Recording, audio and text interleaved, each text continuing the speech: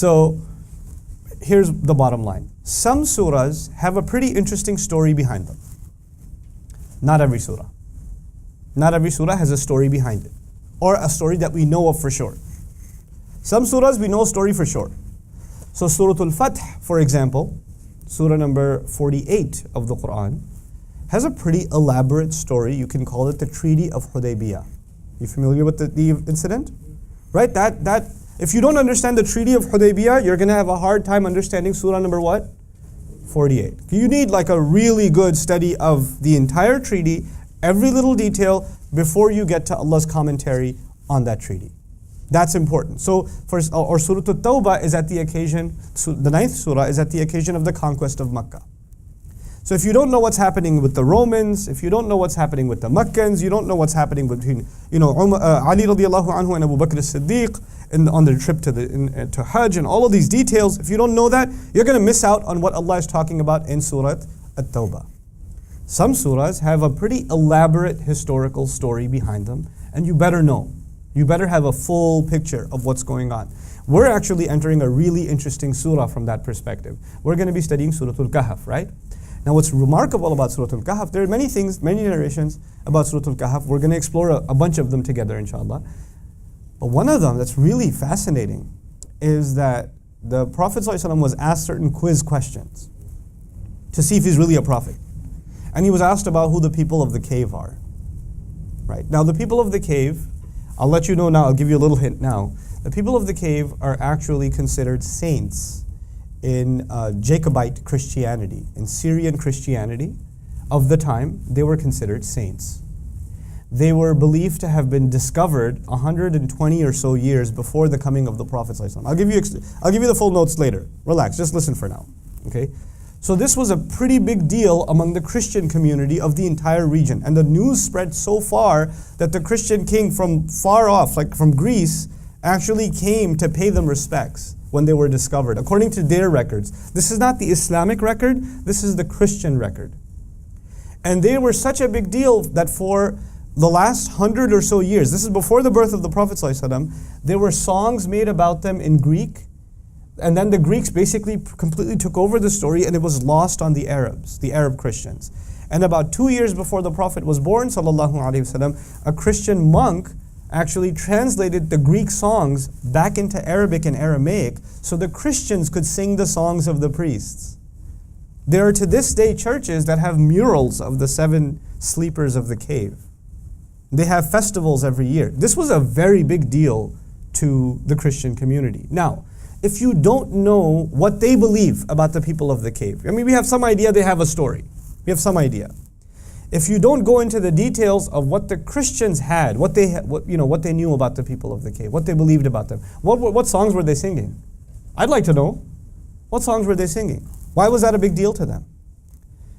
And then if you understand that history, then you look at Allah's commentary on the people of the cave. Guess what happens? You're just left in shock, like, whoa, Allah is commenting with such accuracy on a story that is not even owned by the Muslims. It's owned by who? The Christians, and not even the average Christian, the scholars among the Christians. And Allah is correcting their story for them. Allah is correcting their story for them. Now, if you don't know that history, you won't know that there's anything to compare it to.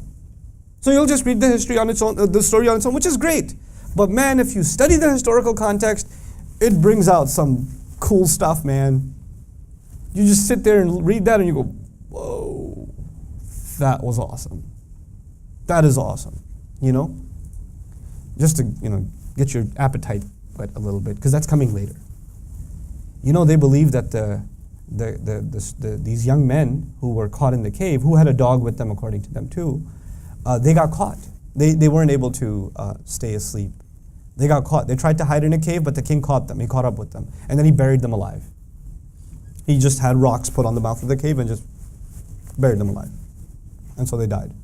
Then 40 years, or assumed dead. Then 40 years later, not 309, 40 years later, some shepherd came and moved some rocks, and he found these guys in there, and they woke up. And that was the whole story to them. Is that the story you have in the Quran? No. See, the Quran, it comes to the defense of the actual events of those people because those people are Muslims, which is also important. Because to them, those people were actually saints of Christianity. They preached Jesus is Lord, which they didn't. So Allah corrects the records, sets the record straight. Okay, so but we'll see more about that. In other words, what I'm trying to say is, when you talk about historical context, sometimes you have to go to the Islamic sources to understand the historical context, but sometimes you have to go outside the Islamic sources to understand the historical context. But understand my thought process. I am not going to non-Muslim sources, to Christian sources, to Jewish sources. Yes, I will go to Jewish sources too. I'll even go to Egyptian sources. I don't care. But I'm not going to go there to find truth. I'm going to go there to find what they have, to see how Allah comments on what they have. It's like in my method, what's beyond criticism? Quran. Everything else is subject to criticism. You know where I found this commentary on the people of the cave? One of my students pointed me towards it. Is a book written on the Quran and its biblical subtext. And the intent of the author is very interesting. The intent of the author, he's a disbeliever, of course, he's a non-Muslim. The intent of the author is that the Quran copied stories from Christian and Jewish tradition, but did so unsuccessfully. In other words, it didn't copy the story accurately. That's the intent with which he did exhaustive research. And I'm really grateful that he did that research, because I'm just looking at all of his research and I'm reverse engineering it and saying, yes, the Quran is completely in contradiction with the record that you have, because the Quran set the record straight. We're looking at the same exact research, but we're looking at it from two different perspectives. I'm looking at the Quran as muhaymin. The Quran comes and protects the truth of what happens before, what may have happened before. You understand? So that's about historical context.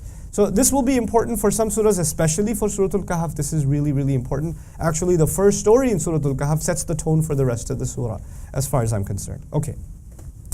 So that's A. Is that clear? A? We're good? I guess we're not going to finish this today. Okay.